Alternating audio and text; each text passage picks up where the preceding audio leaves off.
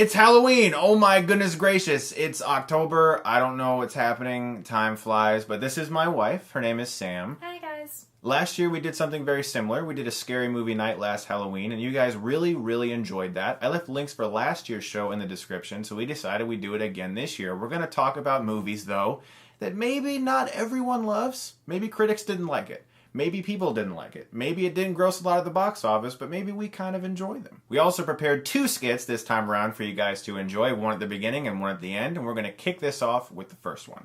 Enjoy, guys.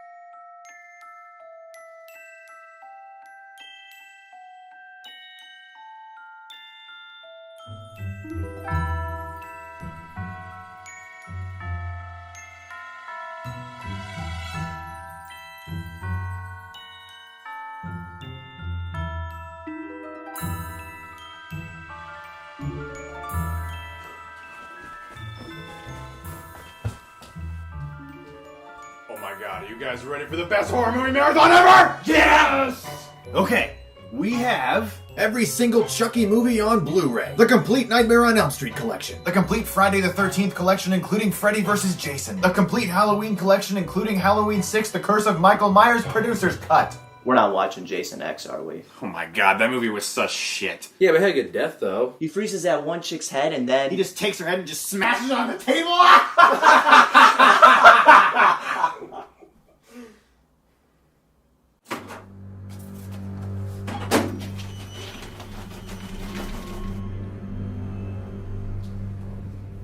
brought you guys some popcorn and gummy worms. Aw, thanks, hon. You're welcome.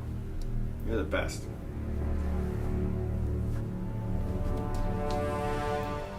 Have fun, boys.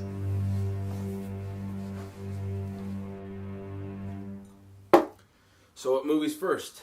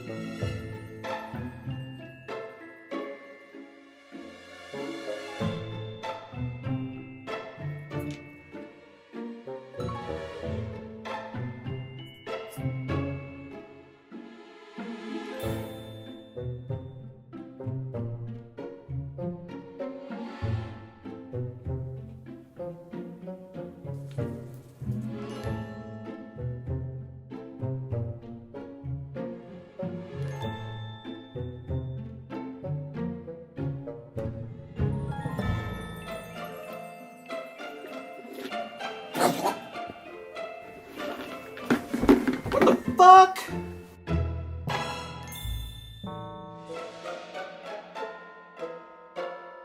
Really, dude? Prank worms?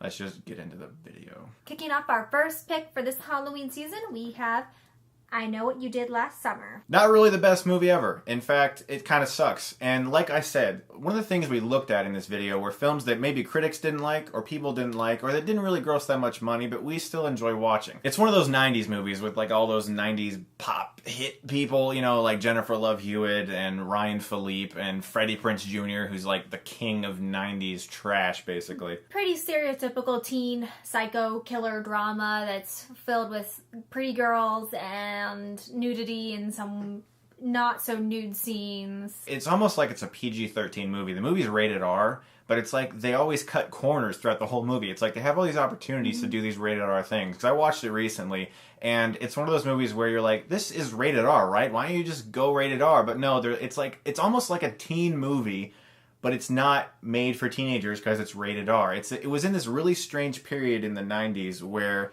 PG-13 horror movies were actually rated R, if you know what I mean. It also had a sequel called I Still Know What You Did Last Summer. And yes, I do own these on Blu-ray. You can comment and say things about me, but that's fine. The reason I own them on Blu-ray is because I do enjoy watching them. Give me a stupid horror movie over a stupid drama. So when I realized that my wife had never seen a Jason movie, I realized why I married her. She's a lot smarter than other girls. But that being said, we decided we'd check out Freddy vs. Jason. Freddy vs. Jason is a movie that just sounds amazing. I mean, doesn't it sound like just incredible? Yeah, it was incredible is the word we're going to go with for this. Because I can't think of any other adjectives at the moment because my brain feels like a pile of goo in its head. That's probably what most people felt like after they watched the movie. It was just a pile of goo, and that's how I felt. But I enjoyed it because it's one of those movies where even the title is like, we know what we are. We're this. Watch it. While we were watching it, we kept looking at each other and like, did that seriously just happen? Well, when Freddy, takes his claws and like rips off a girl's nose who really wants a new nose, that was kind of funny. But That was funny. yeah, because she wanted a nose job, and he's like, well, too bad, and cuts off her nose. Yeah. It was kind of cool. Yeah. Freddy gets macheted across his chest, and like blood is like, it looked like an anime, like it was so over the top. It was just like a volcano eruption of blood. If you're into hot girls screaming and looking sexy while they're being terrified and chased around town and lots of boob shots, this is definitely a pick for men to watch for this Halloween time. You just made that movie sound great. So Bats is a movie about bats, and it's like, That was Stab. No, it's bats. I thought it was about stabbing, though. No, it's bats.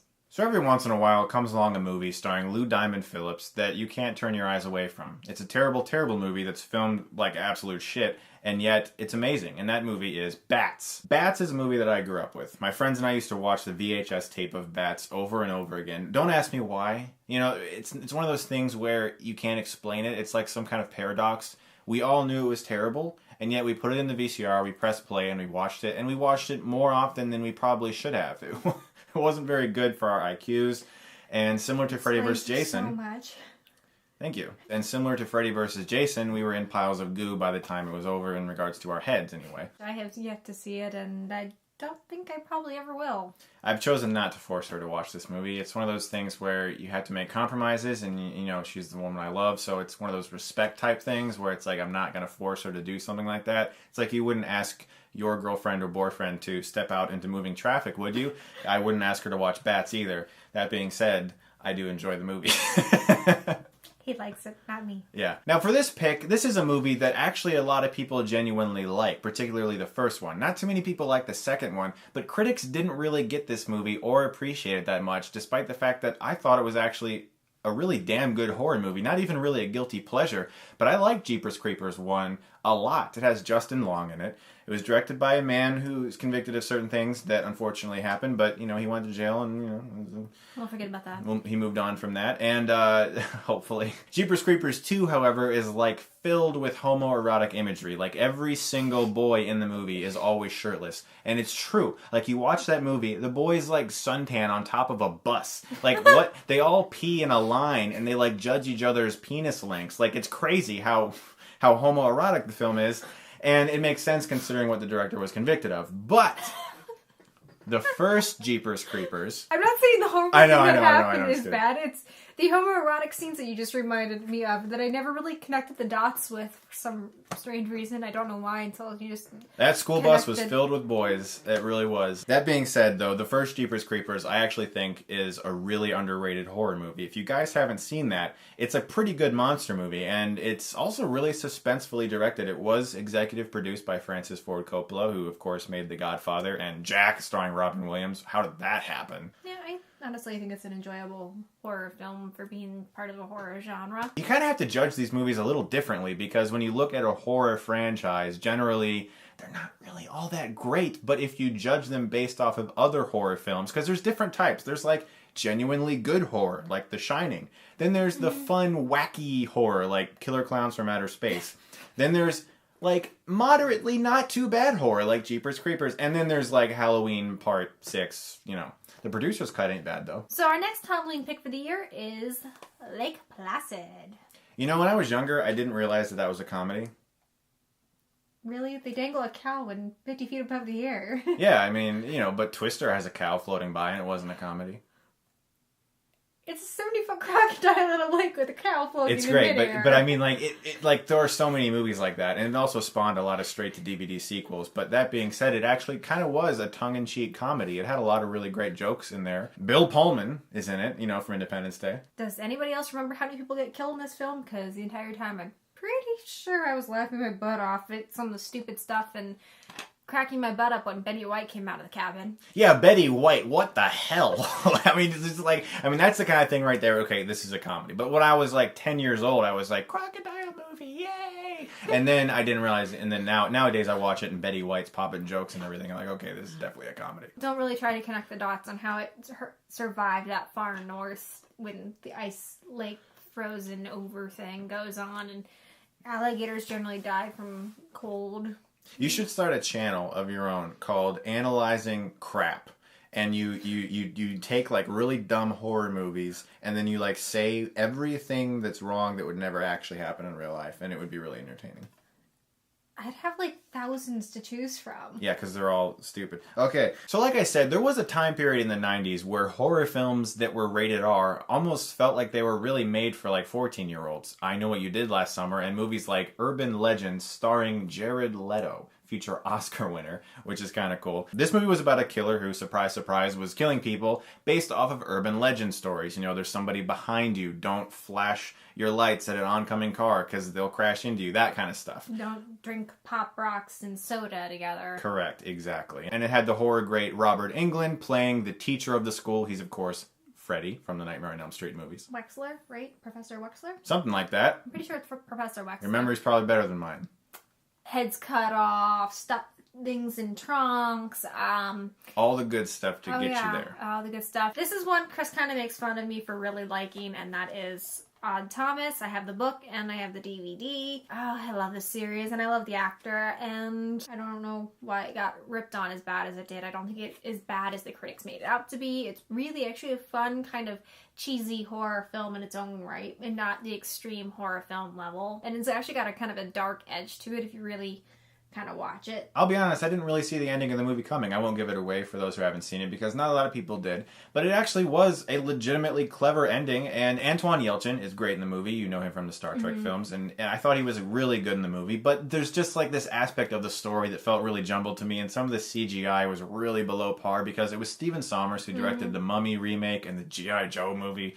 And that being said, though, it's probably actually his best movie since The Mummy. It really wasn't that bad of a movie if you watch it just on an entertainment level, like pure entertainment. Yeah. With how much is in this book, and it being a Dean Koontz book, it could have been an amazing movie. And I love the book. I still like the movie for what it is, as pure entertainment value, but the book is so much better. Alright guys, this is my next pick, and guess what? Chris had never seen this until I introduced it to him. Never seen it. Creepshow! I had never seen Love Creepshow. this. I hadn't seen the sequel. I certainly haven't seen the third one that came out. The reason we picked Creepshow on here, I know that a lot of people do like this movie, but if you actually rewatch it, it is a very over-the-top in every single way movie, particularly the Stephen King portion where the grass and everything is like growing on him and he's going nuts. I love Stephen King. He's my favorite author, so that was really fun to see. But I love the comic book style of this movie. Because like another movie called Hulk by Ang Lee that came out in 2003 tried to do the comic panel thing, and it was really annoying and distracting. But this movie did it really well, I thought. I have to give it props for a lot of its actually creative use of the limited technology that they had for it. They did a really good job on a really small budget, probably, and they were very creative in how they did things. Yeah, and of course, Ed Harris is in the first one of this movie, and if you didn't know, Ed Harris is quite a dancer. Now, when I was a kid, there was a movie series that my friends and I were obsessed with. Even the first film, which is considered kind of a lowbrow cult classic amongst a lot of people, wasn't a huge hit with the critics. The majority of people do enjoy the first, but the last three, really not so much. I actually rather enjoy all of the Tremors movies. Of course, the first one is awesome. It's got Kevin Bacon in it. Tremors has my favorite use of the F word on Earth. Fuck you! Have you ever seen Tremors? Yes. Okay. Do you have anything you want to say about Tremors? Don't watch Tremors. Oh, Do come yourself a on. No, favor, don't watch it. Tremors is amazing. Tremors is the first one, at least. You have to watch it with a fun group. You really do. If you just watch it with, like, a couple of Stick in the Muds, it's not going to be all that fun. You have to watch it with the right group. But I'm warning you, really, you're probably, unless you watch this when you're younger, not going to like it very much. Tremors is awesome. Watch it now. Notice how enthusiastic he's being about this? Because Kevin Bacon's in it. Alright guys, here's one of our next picks. Final Destination. Final Destination is a movie that the first one I actually legitimately like. We watched it recently. I enjoyed that movie. I thought it was well directed, despite it being the director of Dragon Ball Evolution. Bet you didn't know that. That being said, though, the first Final Destination film, critics weren't really a big fan of it. A lot of people trashed on the movie, even though people kind of enjoyed the first one. Even some of those sequels, I don't actually mind. The only one that I truly dislike is the fourth one. I thought the fourth one was just awful. The fifth one, everyone went into that movie thinking, this is going to be garbage, but it actually had some really cool twisty turns to the story in there. Eventually this franchise just became about how they can kill people in various fun ways, but if you actually just feel like marathoning the Final Destination movies and you feel like it, what I'm saying is if you feel like doing that, you'll probably have fun. This is definitely a movie that has some, how we say, creative use of killing people. Yeah. I'm pretty sure the people who made this movie have like a degree in death, because they just like had all these like, they're like, let's just have them fall here. We'll have a rope like wrap around their legs. They'll have like slippery ground, and then they'll just Get hit by a train, get electrocuted. Sean William Scott's in this movie, by the way. And one of the clever things about the series is that it shows you something as a death is being set up, and you think you know how it's going to happen. And then it goes the other way. Next pick is a franchise of movies that my friends and I also watched as kids. It was one of those weird things where if it ever came on TV, we just had to watch it no matter what, and that is the Critters franchise. The first one is a lot of fun. It was sort of like Gremlins, you know, or Gremlins were sort of like Critters, whatever. They were both sort of like each other. But it was like, you know, these aliens from space that came down to Earth to fight with these little balls that roll around and gnaw at your ankles. I mean... Not all that horrifying, really, to think about. I mean, if there's like 6 of these things in your house and they're gonna eat off your feet, that's kind of terrible. I mean, that's not fun. It looks like you when you wake up in the morning. Okay, they sound like you when you wake up in the morning. Oh. It makes you feel any better. Yeah, this is what I look like. I look like a critter. No. I meant the snarling fang thing, dear. That's fine. I'm fine with that. Critters 3 was a certain actor's first movie, and that actor is Leonardo DiCaprio. Mm-hmm. He's a little boy in this movie, and he has since tried to escape this forever. Like, if you mention Critters 3 to him, he'll just be like, shut up, just don't talk about it. And finally, we wanted to end with a movie that, amongst horror cult classic film buff people, is rather famous, and that is Friday the 13th, Part 6. Jason Lives. This is a movie, in my opinion, that is better than, honestly, all 5 of the previous ones. I like this one even more than the first. It's a movie that finally understood what the Friday the 13th movies were, which is silly, dumb fun. Jason gets resurrected by a lightning bolt in this movie. I mean, you can't get better than that. He's like super powered. He's like a super powered zombie in it. He's just like, has the best kills of the whole franchise by far. There's like a scene where he takes a girl and throws her through the window and her like socks blast off or something. Like, it's great. It's awesome. I have no words to put in on this one. It is what it is. Yeah, definitely. I mean, usually when you see a 6 on anything of a movie, you're like, do I have to watch this? But What about Land Before Time 6? Land Before Time Part 6? Wasn't there one? I don't know. I feel like there's a million of them, so there probably is, and we just haven't watched that series in a long time. Fast and the Furious 6 was okay. Yeah. Harry Potter 6 was okay. That's true. There are some 6s that aren't too bad. Yeah. Including Friday the 13th Part 6. This year we had a lot of fun preparing for this, sort of. I mean, we had to watch a lot of kind of crappy movies, but we enjoyed doing it because it's fun. You know, this time of year, Halloween, there's leaves outside, it's getting kind of crisp and cool, and it's fun to sit down and watch scary movies. Don't you agree? Yeah. But like I said, last year, guys, we did do this same kind of thing, and those links are in the description if you want to check them out. Also, on Screen Junkies, while I was in LA, I got to actually visit LA and talk about most terrifying movie moments, and there's a link for that in the description. Another Screen Junkies video is still in editing for them. That'll be out later whenever they decide to post it, but that is something you guys will probably enjoy checking out. Am I done? Yeah, you're done. Thank you.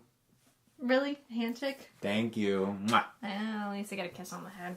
Yeah, well. Have fun. All right, bye-bye. Go to sleep. Well, guys, I guess my wife got tired of me, which happens a lot, unfortunately. That being said, guys, thank you so much for watching this video. We had a lot of fun making it, and as always, thank you so much for watching, and if you did like this, you can click right here and get Stuckmanized.